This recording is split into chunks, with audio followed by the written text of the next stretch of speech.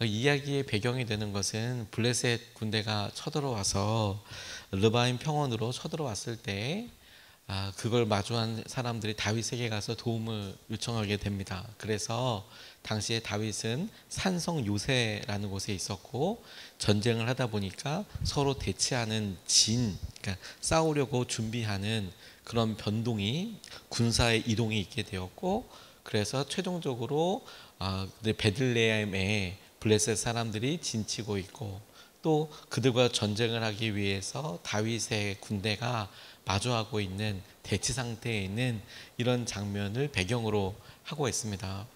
블레셋 사람들은 지중해 연안에 살았고 이제 팔레스타인 영어로 표현하면 그렇지만 성경에 나와 있는 이 블레셋 사람들과 지금 팔레스타인 사람들과는 완전히 다릅니다.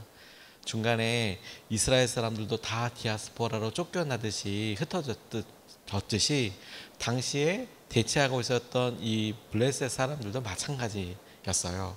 그래서 그 다음에 이슬람을 중심으로 한 새로운 민족들이 이제 거기에 여러 번 바뀌게 되는 그런 역사가 따로 있습니다. 그렇지만 다윗과 이스라엘 백성들이 살 때의 이 블레셋 사람들은 지중해를 중심으로 그리고 유대를 중심으로 해서 지중해 해변가에 비교적 비옥한 지역을 대표적으로 지금 가자 지구가 그렇긴 한데 유대 광야를 가보면 거기가 얼마나 비옥한지를 알게 돼요. 그쪽에 있는 5개의 도시국가 연맹체였어요. 부족 연맹체라고 이야기하듯이 우리나라 역사로 보면 옛날에 가야나 부여처럼 그렇게 동맥으로 5개 국가가 함께 하고 있었습니다. 그래서 블레셋이 쳐들어왔다라고 이야기할 때 그런데 또 어느 왕, 아기스 왕 이렇게 나오는 이유는 이 도시국가 체제에 있기 때문에 때로는 연합하고 그 안에서 때로는 한 블레셋 5국가 중에서 한 부족이 쳐들어오고 이런 일들이 약간 혼재되어 있습니다. 자, 이렇게 블레셋이 쳐들어왔을 때 매번마다 이스라엘을 어렵게 했는데 다윗에게 도움을 요청하고 다윗이 마주하고 있을 때에 갑자기 뜬금없이 간절하게 구하는 그런 장면이 나와요. 다윗이 베들레헴 우물물 먹고 싶다. 성문 곁에 있는 그 우물물 먹고 싶다. 이제 이런 이야기를 하게 됐어요. 왜 뜬금없이 베들레헴 우물물일까? 다른 데도 우물이 많을 텐데. 근데 여러분 우리가 한 번만 더 생각해 보면 다윗이 어디 출신이죠? 베들레헴 출신이요. 베들레헴. 왜 우리가 잘 알고 있는 보아스와 룻이 증조모잖아요. 다윗의. 룻이 어디 살았죠? 베들레헴 살았어요. 그러니까 아주 가까이 있는 거죠. 그러니까 룻이 지금 베들레헴 곁 우물물 먹고 싶다. 이게 이해가 안 되는 상황이 아니라 그가 여러 힘든 일도 있고 또 여러 중요한 일 앞에 있으니까 우리 마치 우리 고향에 있었던 그 물이 참 먹고 싶다. 혹은 어느 날 우리 어머니가 이렇게 마련해 주셨던 그 밥이 먹고 싶다. 그 김치찌개가 먹고 싶다. 이런 생각이 문득 들 수 있잖아요. 그러니까 다윗에게는 우리가 봤을 때 왜 갑자기 적진에 있는 우물물이 먹고 싶다. 이 사람은 이렇게 물을 게 아니라 그 앞에 있을 때 그런 생각이 제가 봤을 때는 들을 수 있을 것 같아요. 그래 내가 자랐던 저 베들레헴의 우물물이 먹고 싶다. 이렇게 간절하게 이야기했는데 이제 오늘 본문 말씀 핵심은 그런데 그걸 가지러 간 사람이 있었다는 거 아니에요. 그걸 뜨러 간 사람이 있었다는 거 아닙니까? 오늘 본문 말씀 앞을 좀 꼼꼼히 보면 꽤 긴 구절들이 쭉 등장하는데 이 세 용사의 이름이 등장해요. 요셉 바세벳이라는 이 한 이름입니다. 엘르아살, 삼마 이 세 사람의 이름이 나와요. 다윗의 아주 친위대, 아주 가까이서 활동하던 장군들 중에서 가장 뛰어난 장군이라고 하는 세 사람에 속하던 이 사람들이 이 사람들 장수급인데 그렇게 가나 당연히 다윗의 초기이니까 그 사람들이 그런 영향력도 있지만 용맹함을 떨칠 때 가서 그 물 떠왔다는 거 아니에요. 들어가서 대치하고 있는 그런 적들 사이를 적진을 들어가서 그 우물물을 떠서 가지고 왔다는 거예요. 참 놀랍지 않습니까? 그냥 왕이 혹은 자신이 따르고 있는 다윗이 주군이 그 물 먹고 싶다. 그러면 얼마든지 우리는 합리적으로 참아요. 혹은 우리가 전쟁을 이기고 나면 얼마든지 드실 수 있어요. 우리는 보통 이렇게 이야기하지 않겠습니까? 그런데 그들의 마음과 생각이 얼마나 다윗을 향해 있는지 명확하게 알 수 있는 거죠. 물 먹고 싶다는데 자기들은 그 물 떠오기 위해서 목숨 걸고 거기를 들어가는 거예요. 여러분, 우리는 이런 거를 충성이라고 부르죠. 그리고 이 충성은 그 둘 사이에만 아주 친밀하고 비밀스럽게 연결되는 사랑과 아주 비슷한 것입니다. 왜냐하면 주위 사람들은 이해하지 못해요. 상식적이지도 않고요. 참으면 되지. 그리고 이 상황에서 그 우물물 먹고 싶다는 게 정상이야? 이런 이야기를 하고 싶은 게 아니잖아요. 다윗 주위에 그가 그렇게 나라를 세워가고 왕으로 갈 수 있을 때 다윗의 탁월함도 있었지만 이 성경 말씀이 우리에게 보여주고 강조하고 있는 것은 뭐냐면 다윗 혼자만이 아니었다는 거예요. 그 주위에 그렇게 충성스럽고 용맹한 그의 마음이라면 그 마음을 온전히 좇아서 같이 함께할 만한 사람들이 있었다라는 사실이고, 그들이 보이는 여러 충성심과 사랑, 신뢰에 대한 마음을 이 사건 하나로 아주 명확하게 보여주는 거죠. 내가 그것이 먹고 싶어요. 그러니 여러분, 다윗과 이 세 사람과의 관계, 그리고 이 세 사람이 다윗을 어떻게 생각하는지를 이해하지 못하는 사람은 이거 그냥 객기 아니야? 혹은 이거 그냥 낭비 아니야? 이렇게 생각할 수 있죠. 근데 여러분, 충성은 그런 게 아니랍니다. 그리고 여러분, 사랑도 그렇지 않나요? 믿음도 그렇지 않나요? 그 사람, 우리가 믿고 따르는 충성하는 사람과의 관계는 다른 사람이 봤을 때는 이해가 안 가요. 왜 저렇게 해? 왜 저러고 있어? 혹은 왜 저런 걸 시도해?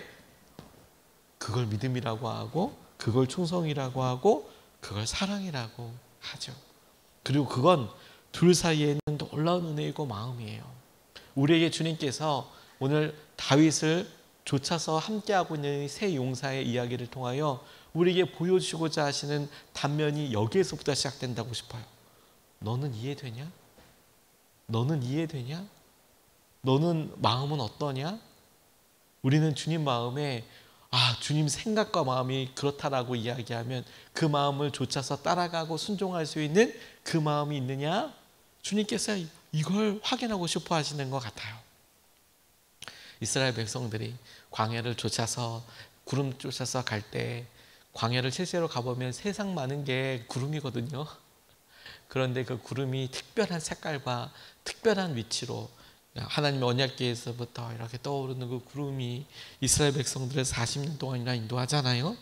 하나님이 물론 그 사이에 언약, 우리가 모세 오경이라고 하는 율법도 주시지만 그 말씀을 쫓아서 따라가는 것과 동시에 구름 쫓아서 이렇게 가는데 이스라엘 백성들이 아침마다 올라서 구름 볼 거 아니에요?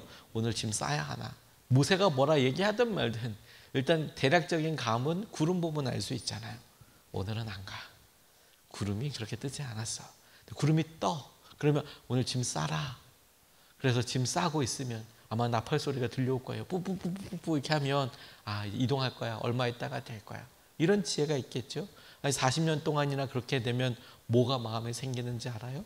그들 마음속에 간절함으로 내가 구름이라도 주님이 인도하시는 거라면 쫓을 거야, 따를 거야. 그거 훈련하는 거라니까요.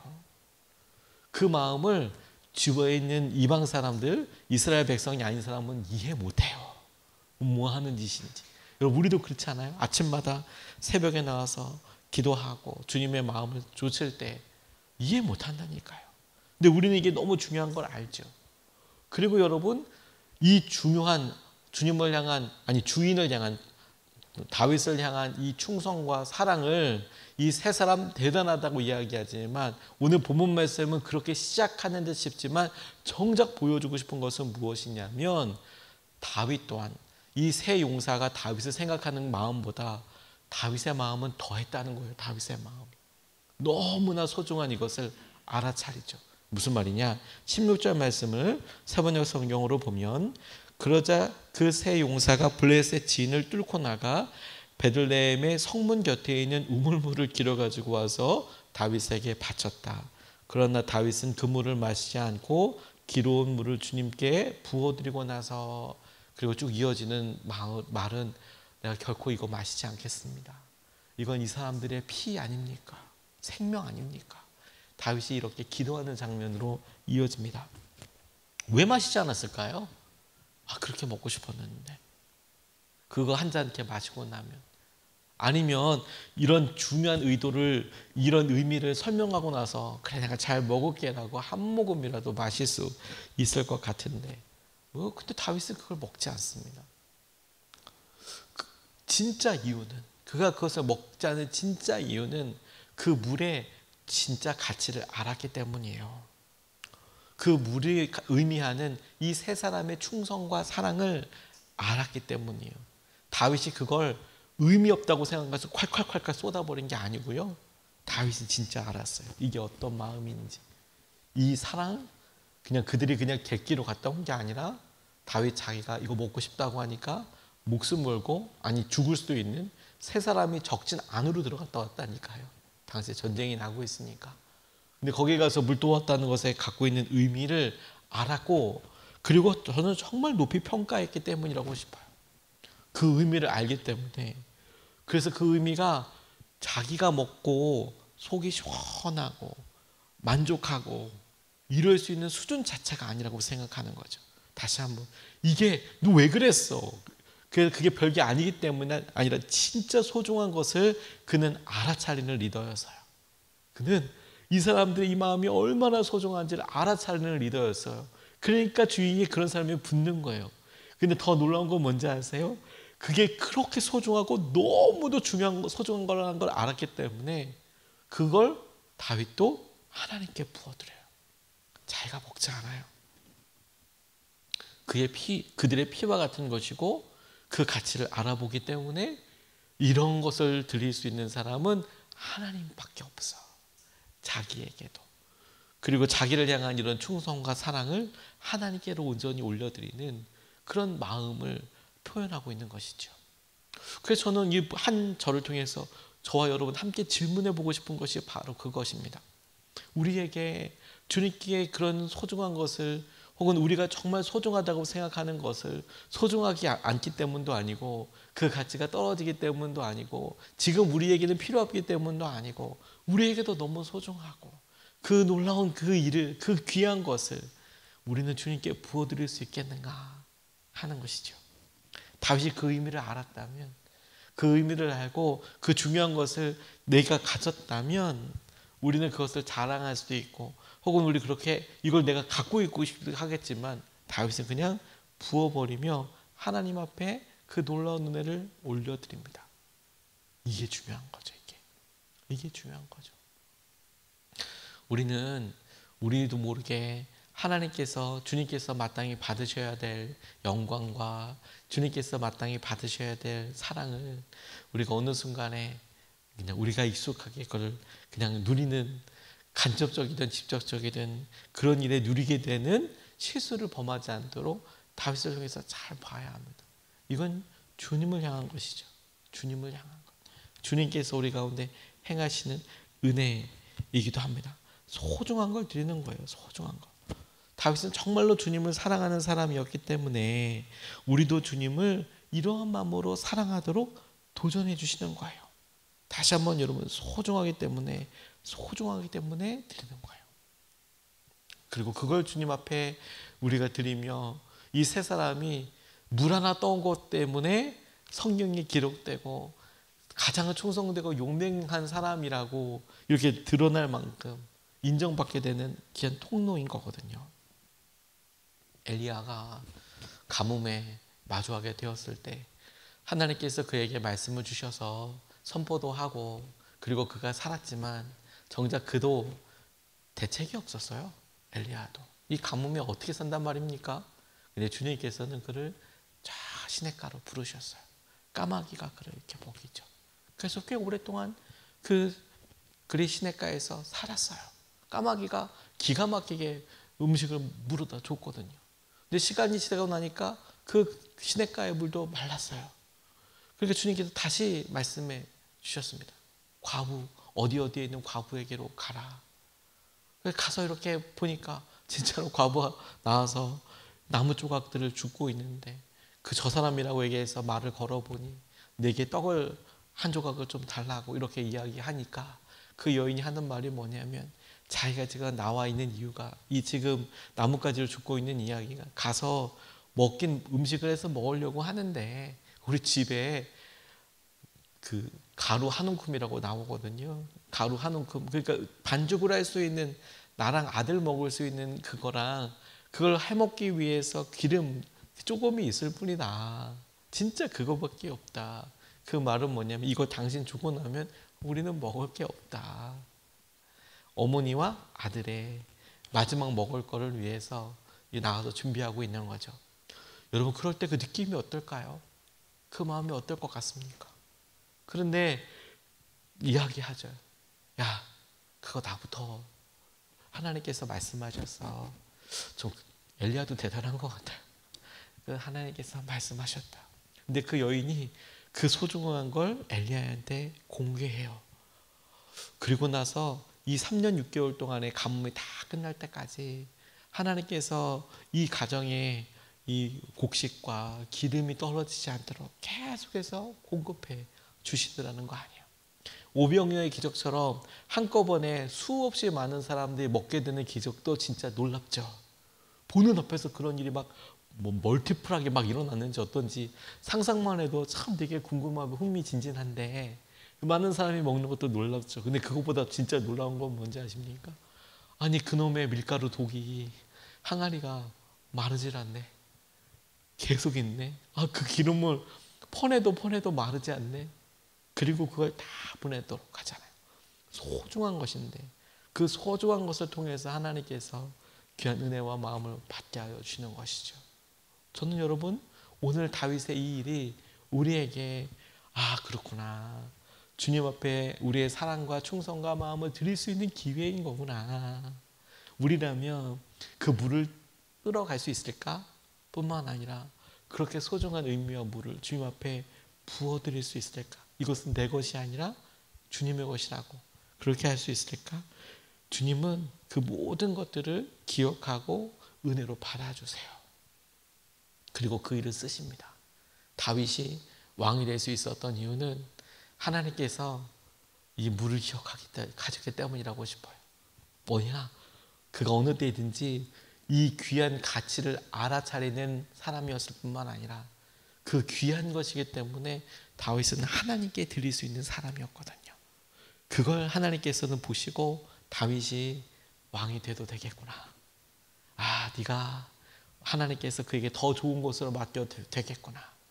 그런 은혜의 사람으로 계속해서 훈련받을 수 있었습니다. 저 여러분들이 주님을 사랑하는 마음으로 오늘도 주님을 더 많이 사랑하고 주님을 사랑하기 때문에 주님께 드릴 수 있는 여러 순종과 우리가 주님을 사랑하기 때문에 다른 사람은 몰라도 물도 오는 사람으로서 베들레헴으로 나아가는 사람뿐만 아니라 그걸 우리가 누릴 때도 이게 너무 소중하기 때문에 하나님께 부어드리는 사랑과 주님께서 아주 흡족하시고 깜짝 놀라실 만한 믿음의 순종이 있는 저와 여러분 되시기를 주님의 이름으로 축복합니다.